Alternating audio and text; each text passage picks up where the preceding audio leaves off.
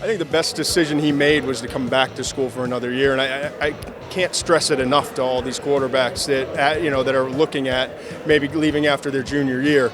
He became more of a student of the game. You could tell just watching his eyes and progressions, he was seeing things faster.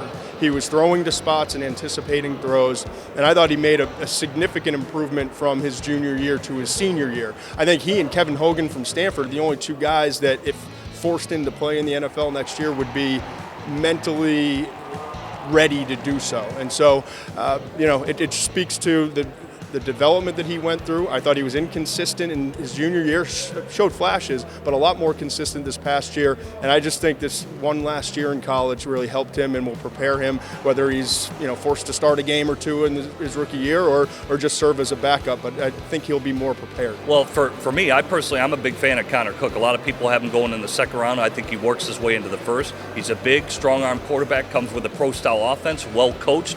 At Michigan State, can get in and out of plays and turns checks, and he grows. He comes with a lot of wins, a lot of experience, and for me, he's even played hurt. So I think coaches do look to see if guys are tough guys, and I think Connor Cook is one of those guys. So to me, with all the other quarterbacks, there's probably potentially 3 to 4 quarterbacks that could go in the first round, and I think Connor Cook is one of them. The thing I liked best about him was the drive at the end of the Iowa game, the championship game, when he's obviously playing hurt. And then, I guess it was a year ago, Baylor in the bowl game, where he went right out there head-to-head. That was Koufax and Drysdale going head-to-head, Baylor would score, back he'd come. It didn't faze him one iota. So you like that competitiveness, and you like, obviously, the preparation. He's got to be well prepared in order to do that. So he's a guy, again, I think people are not talking a lot about him, but they'll hear a lot about him come the fall. Yeah, and not only that, just think about it. In the Big Ten, which is a heck of a conference, 23-2 in the Big Ten. Are you kidding me? And that's terrific for anybody, anywhere. And I think Connor Cook's one of those guys. Yeah, the winner that's there. The size is there.